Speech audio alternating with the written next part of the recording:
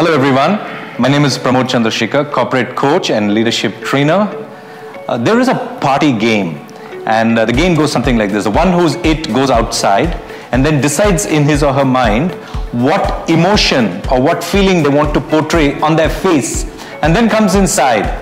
And then when she shows some expression on her face, everyone who's in the room are supposed to catch it and replicate that expression on their own faces. It's just a party game. No words spoken, just observing each other's expressions and body language and then replicating it.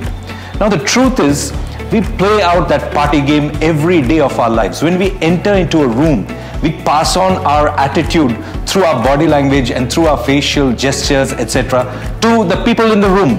And it happens when we enter into home after a busy day at work, or it happens when we get into work on a Monday morning. People are watching what kind of an attitude we are wearing, and then they replicate it unbeknownst to them. Today I want to talk about work environment. I want to talk about the environment that each one of us silently create around us.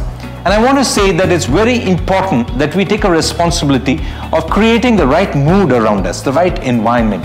The best-selling author Daniel Goleman, in his book Emotional Intelligence, in the first part of the book, he talks about a bus driver driving his bus day after day from the suburbs into the city of New York. And he had set people who, it was a standard ritual for them, coming into the bus and getting down at their office bus stop. And one thing this bus driver did, he was a jolly person. He used to smile, he used to greet every single person. He used to have a song on his lips and he used to inquire about them. He used to spread a mood of cheer and happiness. And when they got off the bus, they were all pepped up, all happy, all cheerful, ready to go and belt out a good day's work at their office. And I think it's so important. Each one of us should have the courage to say that what happens to me is not so important as what happens through me. What happens through me is so much more important. We have a responsibility to create the right mood around us. I think it takes courage. I think it takes a very caring attitude to do that.